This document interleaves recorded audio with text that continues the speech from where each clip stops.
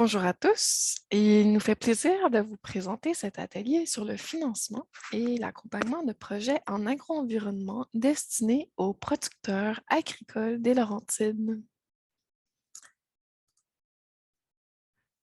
On sait que l'environnement, c'est de plus en plus important pour les producteurs, mais que vous manquez souvent de temps ou de ressources pour vous y attaquer. À Éco-Corridor Laurentien, on croit que vous êtes souvent accusé à tort d'être contre l'environnement et que les politiques environnementales qui sont mises en œuvre et créées ne tiennent pas compte de vos réalités. Les producteurs agricoles sont tellement importants pour la société québécoise et on ne vous reconnaît pas toujours à votre juste valeur. C'est pour ça qu'à Éco-Corridor Laurentien, on est là pour vous aider et trouver de l'accompagnement ou du financement dont vous aurez besoin dans vos projets en agro-environnement. Et ça, gratuitement. On est là pour écouter vos besoins et vos préoccupations et pour vous aider dans vos démarches, notamment pour vous aider à trouver du financement pour vos projets. Donc, c'est pourquoi on a organisé cet atelier aujourd'hui pour vous. Notre partenaire, le Club Conseil Prof tout seul, que plusieurs d'entre vous connaissez déjà, a accepté de venir vous présenter les principaux programmes de financement qui existent. Si certains de ces financements vous intéressent, que vous avez des projets d'aménagement de bandes riveraines ou de haies brise-vent en tête, n'hésitez pas à nous contacter à l'adresse courriel qui est affichée ici, info@écocorridorlaurentien.org. Cet été, en 2022, on est également disponible pour venir faire des visites sur votre terrain et, accompagné de Profitosol, d'étudier les possibilités d'aménagement, le tout gratuitement. Donc, voici sans plus tarder Gabrielle Tanguay de Profitosol. Mon nom est Gabrielle Tanguay, je suis agronome chez le service conseil Profitosol. On est un organisme qui donnons des services en agro-environnement auprès des producteurs. Donc, on répond à leurs questions, on les accompagne dans les différents projets qu'ils ont sur leur ferme. Puis c'est dans le cadre un peu de cette expertise-là que Éco-Corridor Laurentien est venu nous chercher pour pouvoir présenter les différentes subventions qui étaient disponibles en agro-environnement. Pendant la présentation, si vous avez des questions de précision, n'hésitez pas à l'écrire dans le chat. Puis, si jamais là, ça vaut la peine de les préciser au fur et à mesure, je vais essayer de regarder un petit œil là-dessus pour pouvoir les répondre en direct. Sinon, les questions vont aller à la fin. Je t'aiderai à faire le suivi aussi, Gabrielle, là, en OK, cours de route, s'il y a fantastique. des questions. Fantastique. Fait que j'essaie de vous partager mon écran. Ça fonctionne. Voilà, ça fonctionne. Fantastique. OK, donc on y va. Il devrait y avoir un petit pointeur. Génial. Je me suis déjà présenté. Je vais passer à la prochaine. Petit avertissement, dans le fond, je vais présenter deux programmes aujourd'hui, un programme Prime Vert, puis le programme d'initiative ministérielle de rétribution des pratiques agro-environnementales. Il faut prendre son souffle avant de le nommer. Le programme Prime Vert se termine en 2023. Puis, il pourrait être renouvelé là, avec ou sans changement. C'est un programme du MAPAC, ce qui veut dire que cet été, le programme devrait être tel quel, mais au courant des prochaines années, là, il est appelé à avoir des changements à ce niveau-là. Puis, il faudra juste suivre là, les informations sur le site Internet du MAPAC pour s'assurer que le tout est à jour, disons. Les informations qui vont être présentées aujourd'hui datent du 18 mars 2022. Ils pourraient être appelés à changer à une date ultérieure. Fait que juste garder ça en tête. Puis, pour la deuxième subvention qui est disponible au niveau des rétributions des pratiques agro-environnementales, c'est un programme de la Financière agricole du Québec. Encore une fois, les informations sont tirées de ce programme-là, datent du 18 mars 2022, puis pourraient changer, là, être appelés à changer à une date ultérieure. Malheureusement, les inscriptions sont terminées, sont fermées pour cette subvention-là, mais ça reste quand même intéressant de connaître à quoi elle faisait appel pour pouvoir, dans le fond, là, un peu suivre qu'est-ce qui va en devenir de cette subvention-là pour les prochaines années.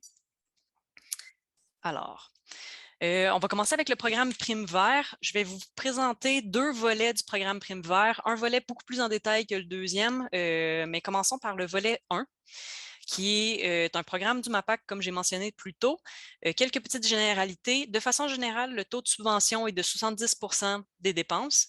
Puis c'est un programme qui s'adresse vraiment là, aux producteurs agricoles. Donc, on doit avoir un numéro d'identification ministérielle pour y participer.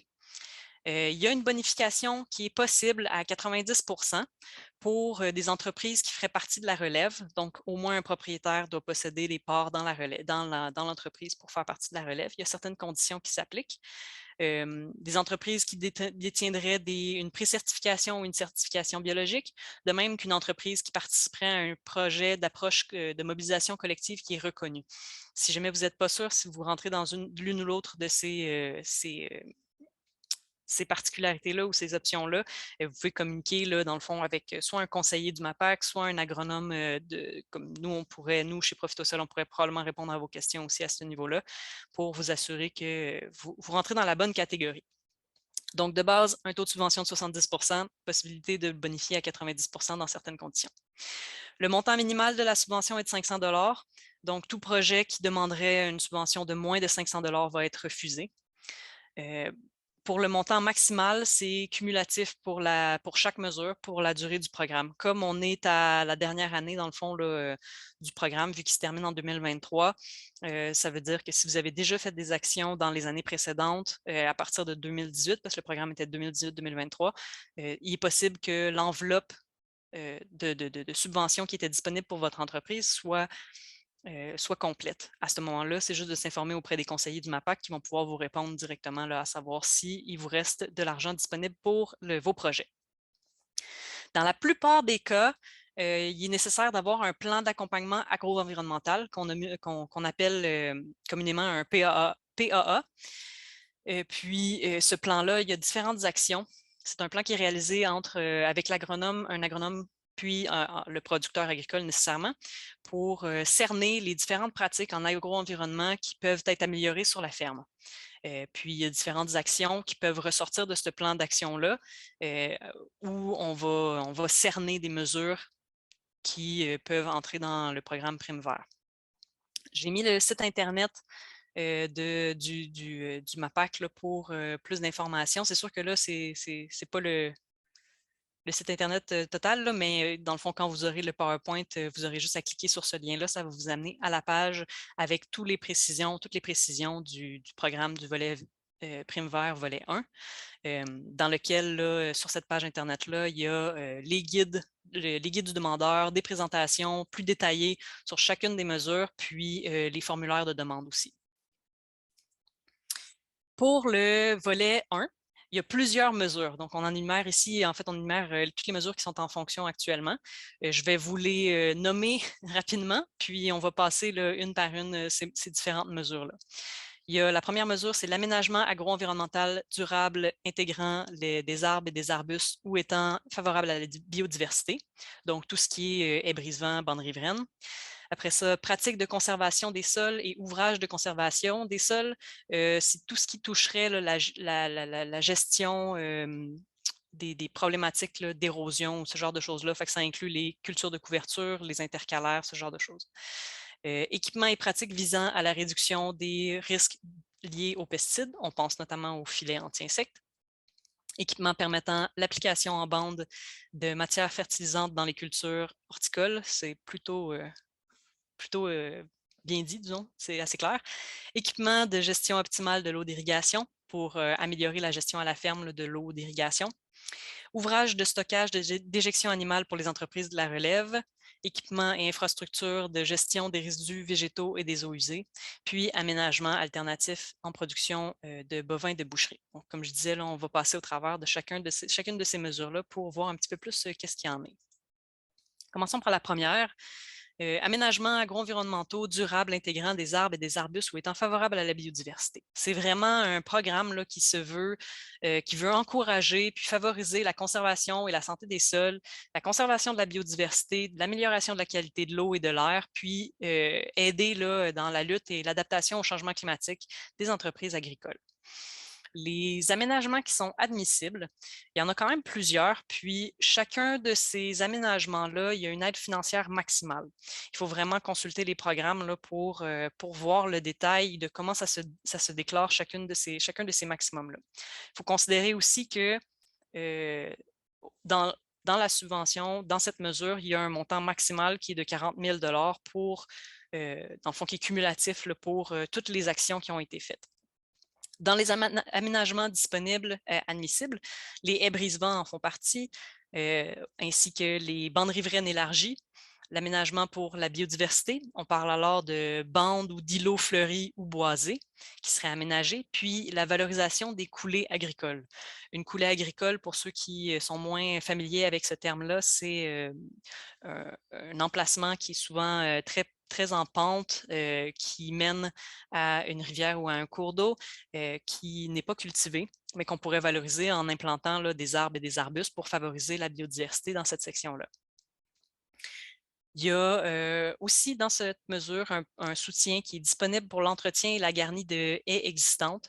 C'est une portion du programme là, qui est un peu méconnue, qui n'est pas toujours facile à avoir accès, mais qui peut être intéressante si vous avez implanté il y a quelques années là, des haies brise-vent ou des bandes riveraines avec le programme Prime Vert, puis que vous seriez intéressé à faire la taille ou le remplacement des végétaux là, qui sont morts dans cette haie. Maintenant, c'est pourquoi avoir des arbres, puis comment, dans le fond, comment faire la demande auprès du ministère. Il y a plusieurs avantages à l'implantation d'aménagements avec des arbres ou des arbustes. Notamment, on peut penser à la réduction de la perte de sol par l'érosion éolienne ou le ruissellement. Dans le cas des haies brise-vent, les haies brise-vent vont beaucoup aider si vous avez des sols qui sont très sableux, qui sont propices à avoir des tempêtes de sable, disons. Sinon, ça peut aider aussi au niveau de la dérive des pesticides. En ayant une haie entre deux champs, les arbres peuvent freiner les pesticides entre les champs. Peut réduire la consommation d'énergie des bâtiments agricoles. C'est bien important de considérer l'emplacement des bâtiments quand on installe une haie pour s'assurer qu'on ne va pas avoir des problématiques là, au niveau de l'accumulation de neige ou de la consommation d'énergie du bâtiment. Ça peut favoriser aussi l'adaptation de l'entreprise agricole et la protection des cultures contre les changements climatiques. C'est assez vague, mais on peut penser notamment là, à la biodiversité, comme les auxiliaires qui sont favorables, donc des insectes ou des insectes qui seraient présents dans les champs, comme les pollinisateurs, grâce à cette haie ou à cette bande riveraine-là qui est en place, qui permet de leur offrir un endroit là, où ils peuvent se nourrir ou vivre ou se réfugier en cas de présence de leurs propres prédateurs. Et ça améliore la qualité de l'eau et réduit l'apport de pollution diffuse dans le cas des bandes riveraines parce que ça crée un frein entre le champ puis le cours d'eau. Les frais qui sont couverts par la mesure, les plans et devis qui sont faits par une firme externe sont couverts par la mesure. Encore une fois, on parle toujours de 70 % avec une possibilité de bonification à 90 %. Les végétaux sont aussi couverts, le coût d'implantation et les matériaux sont couverts. Il y a quelques conditions, c'est bien important d'avoir une diversité là, de genres botaniques dans l'aménagement puis d'avoir des végétaux qui sont indigènes pour s'assurer de ne pas faire la même erreur qui a été faite il y a plusieurs années, là, il y a une vingtaine d'années avec les frênes là, qui actuellement sont en dépérissement. Donc, passons à la prochaine mesure qui est pratique de conservation des sols. Ça a comme objectif d'améliorer la santé et la conservation des sols agricoles, ainsi que la qualité de l'eau par l'implantation de pratiques de conservation des sols dans les entreprises agricoles. On parle d'un montant maximal de subvention de 3 000 $ par année. Et les projets admissibles, c'est tout ce qui touche la culture de couverture, soit en dérobé, donc après une culture principale qui a été récoltée, ou en intercalaire en même temps que la culture principale. Quelques conditions, ça demande un minimum de 10 hectares en culture de couverture. Si c'est la première année qui a été cultivée, c'est le 10 hectares. Par la suite, on doit faire une moyenne des années précédentes où il y a eu des cultures de couverture, puis s'assurer d'avoir un ajout, une augmentation d'au moins 10 % par rapport aux années précédentes. pour pouvoir être admissible à ce volet. Ne doit pas être détruit à l'automne, puis ne doit pas être récolté soit à l'automne, soit à l'année suivante. Donc, les pâturages ne font pas partie pâturages ou prairies ne font pas partie de cette mesure. Il y a un suivi agronomique là, de 1 ou 2 visites qui est nécessaire pour déposer le dossier au MAPAC. C'est un montant qui est forfaitaire. On parle de 75 $ par hectare, subventionné à 70 ou 90 %. Il y a d'autres projets qui sont possibles dans les cultures de couverture grâce au programme Prime Vert, encore une fois, mais le volet 3.3, on va en parler rapidement parce que c'est quand même un volet qui est intéressant. C'est un volet qui se veut un essai d'implantation de pratiques agro-environnementales. Dans le fond, c'est un peu comme un mini projet de recherche et développement de 2 ou 3 ans sur votre ferme. Il y a un accompagnement agronomique qui est fait par je me répète un peu, par un agronome. Dans le fond, on va monter le projet, on va le créer avec vous selon vos besoins, vos incertitudes, puis on veut vraiment là, vous aider à implanter cette nouvelle pratique agro-environnementale sur votre entreprise. Il y a quelques volets qui sont admissibles à ce programme-là, quelques projets qui sont admissibles. Le plus commun de ce que j'ai géré actuellement, c'est l'amélioration de la santé des sols dans le cas des cultures de couverture. Donc, si vous voulez faire un projet de mise en place d'un intercalaire dans une culture que vous n'avez jamais fait d'intercalaire, ça peut être intéressant de faire un essai parce qu'on va comparer certaines variétés ou certaines dates de semis pour voir c'est quoi vraiment sur votre ferme qui fonctionne le mieux. Il y a ensuite la possibilité de financer des projets de diversification des cultures ou de réduire les risques liés à l'utilisation de pesticides, notamment avec l'utilisation de trichogrammes ou de filets anti-insectes. Encore une fois, ça vaut la peine de s'informer auprès du MAPAC pour voir si notre projet est admissible. Donc, pourquoi et comment implanter des cultures de couverture? Il y a plusieurs avantages. On parle de réduction des pertes de sol par l'érosion. En ayant une culture au sol, lors de fortes pluies, là, le sol, la culture de couverture absorbe l'eau puis évite le ruissellement de surface là, avec une perte de sol. Améliore la qualité du sol aussi, la biodiversité dans le sol, puis favorise l'adaptation des entreprises agricoles au changement climatique, améliore aussi pour la même raison que le premier point, la qualité de l'eau, puis réduit l'apport de pollution diffuse, favorise aussi la biodiversité. C'est quelques frais qui sont disponibles, qui sont couverts par les 2 mesures. Pour le volet 1, c'est vraiment un montant forfaitaire, puis l'accompagnement agronomique qui est nécessaire peut être couvert par le réseau Agriconseil. Et dans le cadre du volet 3, c'est l'accompagnement agronomique, les semences sont couvertes, l'équipement qui est utilisé est couvert, puis le temps de l'entreprise.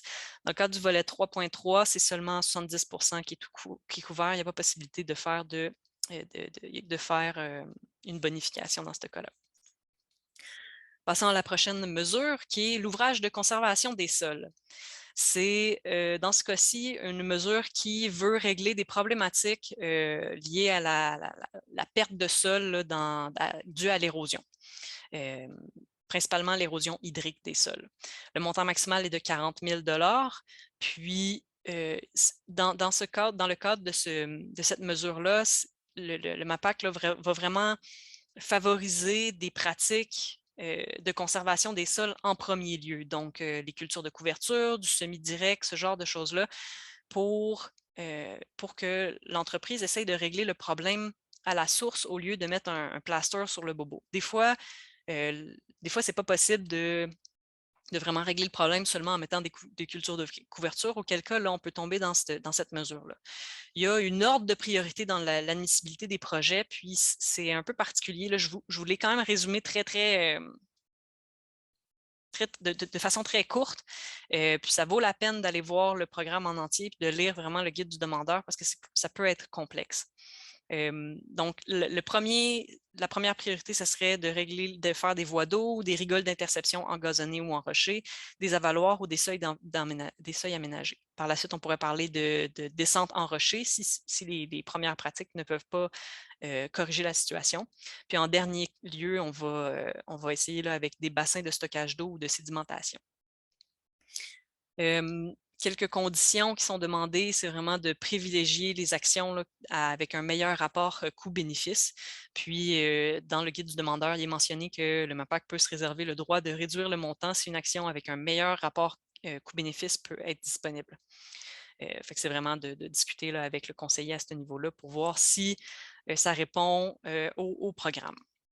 Puis on doit absolument maintenir une bande riveraine réglementaire permanente. Donc, c'est bien important. C'est une mesure qui va être beaucoup plus, plus gérée par des ingénieurs pour l'implantation de ces solutions-là là, dans le cas d'érosion aussi drastique qu'on voit sur les photos. Prochaine mesure, équipements et pratiques visant la réduction des risques liés aux pesticides. Donc, on veut accroître avec cette mesure-là l'utilisation d'équipements ou de pratiques visant la réduction de risques liés aux pesticides. Il y a un montant maximal de 60 000 $, puis une petite particularité à ce niveau-là, c'est que l'aide financière maximale, il y a une aide financière maximale par équipement. Donc, on peut cumuler les équipements au fur et à mesure du programme jusqu'à un maximum de 60 000 $. Les équipements, je vais vous donner dans la prochaine diapositive, je vais vous présenter là, quelques exemples d'équipements disponibles admissibles à cette mesure. Mais de façon générale, les équipements se classent dans certaines catégories, qui est l'équipement de réduction de la dérive, des équipements de réduction de l'usage des pesticides, des équipements complémentaires de réduction des risques de pesticides, des équipements de gestion des eaux de rinçage du pulvérisateur, de l'utilisation d'agents biologiques ou de phéromones, puis l'analyse des pesticides dans certains cas. Donc, voici les exemples. Là, je ne les lirai pas tous, vous les avez, vous pourrez les consulter par la suite, mais on peut penser là, à des filets anti-insectes, des toiles d'occultation, des systèmes de micropulvérisation d'herbicides pour les cultures horticoles, des rampes à air assisté, des systèmes de levage de rampes aussi pour les pulvérisateurs. Sinon, des équipements de désherbage mécanique aussi qu'on peut soumettre à cette demande. Puis, il y a un maximum d'aide financière par type d'équipement. Encore une fois, de se référer au guide du demandeur, c'est très, très pertinent. Prochaine mesure, l'équipement permettant l'application en bande des matières fertilisantes dans les cultures horticoles. Donc, l'objectif ici, c'est d'accroître l'utilisation d'équipements qui permet l'application en bande de matières fertilisantes dans les cultures horticoles, comme le dit le titre. On parle d'un montant maximal de subvention de 20 000 $. Puis, les projets admissibles, c'est l'achat d'un épandeur neuf permettant l'application en bande pour un maximum de 10 000 $ ou la modification d'équipements neufs ou usagés pour permettre l'application en bande, encore une fois, pour un maximum de 10 000 $. Les cultures doivent être en plein champ de plantes, arbres ou arbustes en production fruitière, maraîchère ou ornementale. Donc, c'est vraiment là, dans des cultures horticoles. Ça doit ensuite permettre l'application en bande et l'incorporation des matières fertilisantes. Puis des engrais foliaires ou des amendements chaulants ne sont pas, dans le fond, des équipements pour les engrais foliaires ou les amendements chaulants ne sont pas admissibles à la mesure. Prochaine mesure, l'équipement de gestion optimale de l'eau d'irrigation. C'est relativement récent comme mesure là, à ma connaissance, puis c'est dans l'objectif d'aider les entreprises agricoles à optimiser l'usage de l'eau d'irrigation par l'acquisition ou la location d'équipements spécialisés pour limiter le lessivage des nutriments et des pesticides, prévenir les conflits potentiels d'usage de l'eau et améliorer la productivité des cultures. On parle d'un montant maximal de la subvention de 20 000 $, mais il y a une petite particularité ici, c'est un maximum de 10 000 $ par année. Les projets qui sont admissibles, il y a les diagnostics de volume ou de pression de l'eau. On peut penser au compteur d'eau, au débitmètre, ce genre d'outils-là, à la régie d'irrigation avec des tensiomètres, des pluviomètres ou tout équipement de contrôle automatique, aux aérateurs d'étang, ainsi qu'à des analyses physiques de sol et de l'eau d'irrigation au besoin. Quelques conditions particulières, cette mesure s'adresse vraiment aux cultures horticoles. Puis le projet doit inclure au moins 5 heures d'accompagnement par un conseiller en irrigation. Donc, il y a la réalisation d'un dossier technique sur les méthodes de gestion actuelles de la ferme avec des recommandations sur comment améliorer ces méthodes de gestion-là, puis améliorer l'utilisation et la gestion de l'eau de façon générale sur la ferme. Donc, c'est pour ça que le projet qui est soumis dans cette mesure ne doit pas être limité à l'achat ou la location de compteurs d'eau ou d'aérateurs d'étang. C'est vraiment là, dans le fond, on a besoin d'un accompagnement qui est offert. L'accompagnement va être couvert par la mesure dans ce cas-ci. Puis, encore une fois, une petite particularité, c'est que l'aide financière maximale est disponible par équipement. Donc, il y a un maximum annuel de 10 000 $, mais chaque équipement a un maximum aussi. Pour l'ouvrage de stockage des déjections animales pour les entreprises de la relève. Ça s'adresse vraiment aux entreprises de la relève, puis c'est pour les aider là, à gérer de façon étanche toute la question des fumiers. Il y a un montant maximal de 85 000 $, puis cette somme-là est cumulative là, avec la mesure sur les aménagements alternatifs en production de bovins de boucherie. Donc, les deux mesures ensemble ne doivent pas excéder à 125 000 $. Il n'y a pas de bonification possible dans ce cas-ci. Puis les projets admissibles les projets qui sont admissibles, on parle de construction d'un ouvrage étanche pour le fumier solide ou liquide, de construction d'un ouvrage de stockage temporaire avec des amas au champ et de travaux correctifs apportés à un ouvrage de stockage pour augmenter sa capacité ou le réparer. C'est bien important que le demandeur soit propriétaire soit du cheptel ou des installations d'élevage. Il doit avoir une production supérieure à 1200 kg de phosphore, de P2O5 par année, ou présenter un projet qui va servir à corriger une situation environnementale problématique. Puis, le projet doit rendre le lieu d'élevage conforme à la réglementation environnementale. Encore une fois, l'aide financière maximale est disponible. Il y a une aide financière maximale qui est disponible par équipement ou par projet, puis c'est se référer là, au guide du demandeur dans ce cas-ci. Dans le cas des ouvrages de stockage, ça vaut la peine de faire affaire avec un ingénieur pour la conception des ouvrages. Prochaine mesure, l'équipement des courages, on y arrive, là, il n'en reste pas gros. Les équipements et infrastructures de gestion des résidus végétaux et des eaux usées. L'objectif, c'est d'aider les entreprises à gérer les résidus végétaux et les eaux usées pour réduire leur impact environnemental des activités de production et de transformation agricole. C'est un maximum de 125 000 $, puis il n'y a pas de bonification possible, donc c'est 70 % de subvention. Les projets qui sont admissibles, deux portions, un pour les résidus végétaux, puis un pour les eaux usées. Pour les résidus végétaux, on peut parler d'épandage, de projets pour l'épandage au champ directement des résidus, pour l'utilisation dans l'alimentation humaine, pour une exportation vers un centre de traitement autorisé ou pour le compostage directement à la ferme. Pour les eaux usées, ça va vraiment être dans le cadre d'épandage au champ, encore une fois, d'exportation vers un centre de traitement autorisé, un projet qui pourrait faire aussi du pré-traitement pour rejet dans le réseau d'égouts ou un traitement à la ferme directement. Il faut que le projet soit autorisé par le sous-ministre de Développement régional et du Développement durable, puis doit être supervisé là, par un professionnel qui est non lié.